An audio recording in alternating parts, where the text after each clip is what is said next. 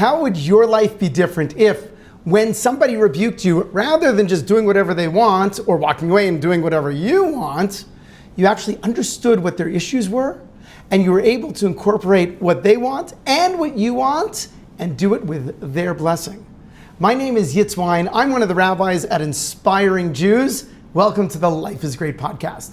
So much to get to today. One of the things we are going to talk about is dealing with this rebuke issue. And the other thing is, we just went by the 4th of July, and I want to explain to you why it really should be a significant day in your life, whether or not you're American. Okay, let's get to the first thing. So as you know, or as you might have heard, the Jewish people every week read a parsha. What's a parsha? We take the 5 books of Moses, divide it into 54 different sections, and read 1 or 2 of those sections every single week. We call that the weekly parsha. Why is this significant?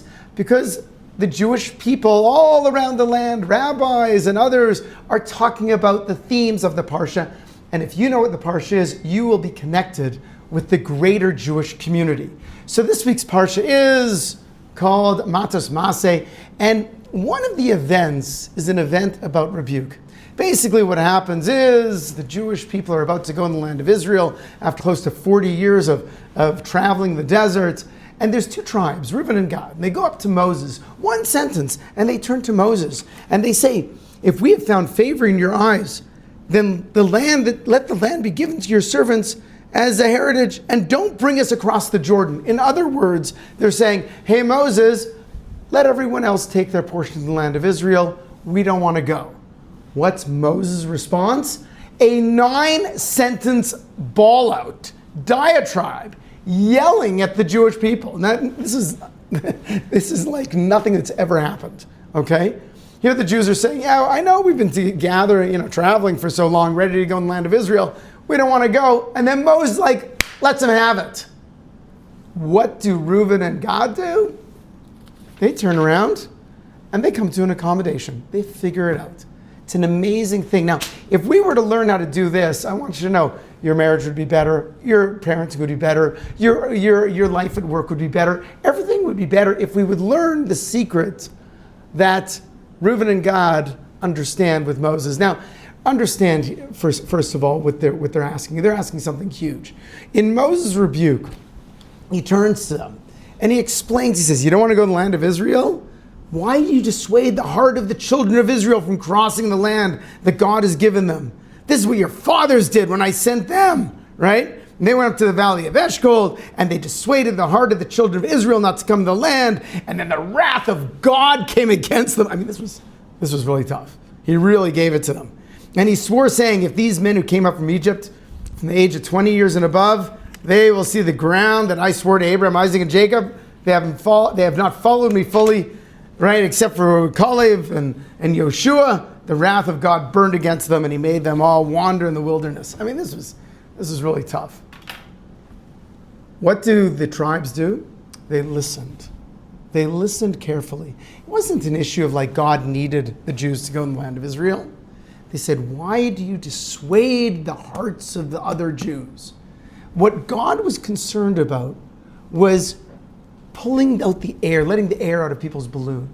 The Jewish people have been traveling now for many years. They've conquered many wars, right? They were riding high. They've seen miracles. And now you're going to burst their bubble? Now you're going to say, okay, now we don't want to go with you? The Almighty does not like it when we push others down, when we take out their inspiration. That's one of the reasons we talk about inspiring Jews, because very precious in the eyes of the Almighty is our ability to lift others up, to help others be the most they can be. So here Moses expressed them in very harsh terms to Reuben and Gad, and the tribes of Reuben and Gad, they listened. That's the first thing we have to do when someone rebukes us, is listen, understand what the problem is from their perspective. And then Reuben and Gad evaluated for themselves what their priorities were, what was important to them. Well, what was important to them, as noted in the Torah, was they had all this cattle, and they were very concerned. They were concerned that maybe there would not be enough land in Israel for them to go after their chosen profession. And so therefore they turned to Moses and they said, you know what? Moses, we get it. We will fight the war on the front lines for the Jewish people. We're not gonna burst anybody's bubble. We're not gonna dissuade anybody. We're not gonna disencourage anyone. No, rather we are gonna set the example of what it means to follow God's law, God's way. And we will go in front with courage, and we will fight the Jewish people's battle for them. And we won't return until not only all the battles have been fought and won, but when everyone else gets their land. And by the way, this is going to take 7 years to fight, to conquer the land, and it's going to take another 7 years afterwards to divide the land so everyone gets their property. Only then will we go back to the pens that we built for our flocks and the cities that we built for our children. Only then will we go back. When they explained that to Moses, Moses made a couple of minor adjustments in the deal, and they were good to go. What happened here? They came up with an idea. Moses rebuked them. They listened carefully. Listening is a skill. It's an art. Here on the Life is Great podcast, we will talk more as time goes on about how to listen properly. We'll teach you how to do that. Then they identified their priorities, what's important to them. And then they said, you know what? This is what's important to us. This is the cost we are willing to pay. We are willing to separate literally from our families to lead the Jewish people into the land of Israel for however long it takes. And then they were able to come to an accommodation. That is the art of the deal. That's really what it's about. To me, it's such a beautiful idea. Keeping in line with our values, knowing what's important to you. There's one fellow I know, he's close to 90 years old, he's the happiest guy you're ever gonna meet, married, and he's married to a super strong lady. And what does he say? Okay, honey, okay, honey, okay, honey. Happiest guy ever. Because you know what's important to him? What's important to him is peace, the least stress. There's very few things that are really important to him. Now those things he sticks by, and he puts his foot down, and he stays the course. But pretty much 90% of the battles, honey, it's totally fine. Because the most important thing is his wife is happy and he has a peaceful life. He's not a mop. No one's mopping the floor with him. He's making a choice that he'd rather not argue. He'd rather not fight. You have other people that say, you know what? You know what's important to me? My way or the highway. That's the way they are, right? But however, whatever extreme you're in and whatever gradation you're at, it can always work. If you know your values, you know what's important to you, know what you're willing to give up for that value, truly understand the other person's perspective, and then you come to an accommodation. If both people are honest here, then it's amazing on how much you can receive correction, give correction, and live your life in a better way. And of course, these are principles that God teaches us in the Torah are vital to live a happy, enjoyable, productive, and meaningful life. We have to be able to give correction. We've got to be able to take correction. The way we do that is by listening carefully to the other person, understanding what's important to them, evaluating what's important to us, and then going for a balance here. All right? So that is all mentioned in Parshas Maseh, and now you are in touch with the rest of the Jewish world. As I mentioned, when you're talking about the weekly Parsha, people are born, they die, they get married, everything happens in the weekly Parsha, all across the land. People are going to be talking about it. Now you have something to contribute to the conversation. All right, so let's go on to the next topic for today. I want to talk about the July 4th. Now, ta-da, July 4th. It happens to be, I was born in Canada. Yeah, sure, I'm a Canadian. I drink a brew when I watch a hockey game, And you know what else I do? Is I also cheer for Team Canada in the Olympics. Hockey, always. But I am an American. I'm a naturalized American, and I'm proud to be an American, because at least I know I'm free. Very proud. How does it work over here, right? What is the 4th of July, and why should it be important to you? So it's an amazing thing. 4th of July, celebrating this year, 250 years since the founding of the United States of America. And we have to recognize the United States of America is the freest, most prosperous nation in the history of mankind. And the reason it is that way is because there are values, there are certain American values that really set the foundation of this country. And it happens to be that each one of these values are very consistent with Judaism. And we should value these values and teach these values. And the advantage, of course, of the 4th of July is you can do it in the form of a community. In the same way that we say, hey, talk about the weekly Torah reading, the Parsha, with the other Jews as being part of a community. Well, you know what? There's also being part of an American community. There's being part of the gym community, your shul community, your work community. People need connection. It's so important. As a matter of fact, loneliness is worse than smoking 15 cigarettes a day, right? People need a connection. So when you're in a discussion with others that are also in that discussion, when you can contribute to that discussion, you elevate their life and you elevate your life. So let's talk about these values that are truly American values. And the 4th of July is kind of the time to not only discuss the values, but teach the values to your children and reinforce the values for yourself. So, Dennis Prager has a great bit on this. He calls it the American Trinity. There are 3 things that he didn't make up these values, but he identified them because they happen to be on every coin that is minted in the United States. And they are these 3 values of liberty, e pluribus unum, and in God we trust. These are these 3 things. So what exactly are these things? They're really amazing. So e pluribus unum is a Latin phrase that means from many becomes one. And initially that was talking about the 13 states in 1776 when the United States was born. So there was a conglomeration of 13 states that bound together. So that's where that phrase really came from. But as years have gone on, it's become the understanding that people come from all over the world, from many different places, and they become one, they become Americans. And it's really a remarkable idea when you look about it, and people, I remember when I was sworn in as a citizen. I remember that day very, very, very clearly. And, I got a passport, and I was looking around, and I was living in the United States. I was teaching Torah for, I think, many years at the time. I think 15 years at that time. And as a Canadian, I never really had this great desire to become an American, because life as a Canadian is pretty good. But I stood in a room with several hundred other people, and these are people from China, Cambodia, Ethiopia, Venezuela, and all these people, to them, they really needed to be Americans, right? They really, really needed it.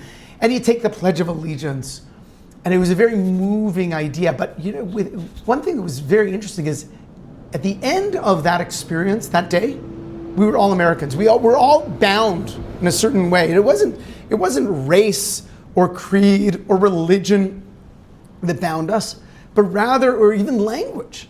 But it was values. It was the idea that we could all come together and then have certain American values. And as we speak often, quoting Viktor Frankl, humanity can be divided into 2 types, the decent and the indecent, right? People that are good people and people that are lousy people. As Americans, you stop and you say there's something beyond us, and therefore people actually, when they become American citizens, they become American. This is unlike Europe, by the way. In Europe, if you move from Turkey or Turkey or Iran or whatever, you don't become all of a sudden a German or a Frenchman overnight or Englishman. No, you kind of stay that. Even your children kind of stay that. There's not that assimilation. But here, once you're an American, you're an American. So coming from many different ways, lifting up above creed, above race, and that, again, this is a Jewish concept. Jews, you got white Jews, black Jews, red Jews, yellow Jews, orange Jews, apple Jews. You got plenty of Jews going on, right? We're all one people. We are literally all one people, and we speak different languages. You have different theologies. But if you meet a Jew in a gondola in Switzerland and barely speak the same language, you say, oh, he's one of us. That's it. We've all had that experience. You look at other Jews, we look different, we speak different languages, grow up in different parts of the world, but yet we are all one. From many places, we are all deeply, deeply connected. All right, next one is liberty. Liberty is an amazing idea. It refers to freedom. And you remember that the United States of America has been a symbol of freedom around the world. And that's why the French gave the Statue of Liberty, to the United States, not to anybody else, right? When Hong Kong was going back to China, there were people protesting, and they were talking about waving American flags, not because they were American. They were actually, it was under British rule at the time, right? But America was the sign of liberty, of freedom, of autonomy, of being able to say what you want without the threat of being squashed like a bug. To the ability to get up there and do the wrong thing and live with the consequences. And part of being Jewish is exactly that. God gives us free will. You can do the right thing, the good thing, you can do the lousy thing and be a skunk and live with the consequences. That's what it is. That's how it works with us. Liberty is an amazing idea. It means that we are all equal before the law. We're all equal before God. It doesn't mean that we end up equal. No, we don't end up equal. Professional athletes make way more money than plumbers, okay? We don't end up equal. But we have equal opportunity. Based on who we are and our efforts, we're equal before the law, and that's what liberty is. And again, this is something that Judaism teaches us. That every individual stands before the Almighty, and God has given you your opportunity to make what you want, to be what you want. The Rambam tells us in the Mishnah Torah, he sets it as law, that every person can be, we don't know who's going to be rich or poor or wise or dumb, but you can all be as righteous. You can always be as righteous or as wicked as you choose. As righteous as Moses, as wicked as Reuben ben Gad. Right? As you choose. This is our choice. Right? And the last one is, in God we trust. So beautiful. I love it. You look at a coin, look at money, in God we trust. Doesn't mean the money's God. But America was founded by religious people. People who were by and large believing in the God of the Bible, believing in our God. And with that, they came out with an amazing idea. In the Declaration of Independence, it wrote down that God, with the Creator, that God created us with certain inalienable rights, that among these were the rights to life and liberty and the pursuit of happiness. In other words, God gave us these rights, not men, and only God could take these rights away from us. Well, that's really what it's about. That's what it's about. Inalienable rights. The Almighty created us. And therefore, we should know that because God created us, we should only put our trust in the Almighty. There is no more Jewish value than that. And so if a person stops, and we look at, this is a time of, July the 4th, where you look at these American values that really are extensions, they mirror Jewish values. The only thing that's missing, in my opinion, from July 4th is real ritual. Now, yes, it's true. People have barbecues and you do fireworks and you go out and, you take the day off, the banks are closed. But, unlike Passover, that is filled with ritual, that reminds us of, as Jews, who are we? What does it mean to be a chosen people? What does it mean to be redeemed by God? And that you eat the matzah and the mor and you have a seder. And unlike the ritual of the shofar blast on Rosh Hashanah that gathers everyone together and inspires us, July the 4th is lacking in terms of real ritual, but it doesn't have to be that way for you. You could, in your family, you could take the July the 4th and you could talk about from many to become one. You could talk about what liberty is and how important it is in your family. You could talk about trust in God and how the Almighty plays a role in your life. You do that, you lift yourself up. My name is Wyne. I'm one of the rabbis with Inspiring Jews. Thanks for being part of the Life is Great podcast. If you wish, you have a comment, you can write it down in the comment below. Please subscribe and share the video. You can, if you have a specific question you want to contact me, I'm always available to you at rabbiyitzwyne@gmail.com. That's RABBIYITZWYNE @gmail. Thanks for being part of the Life is Great community.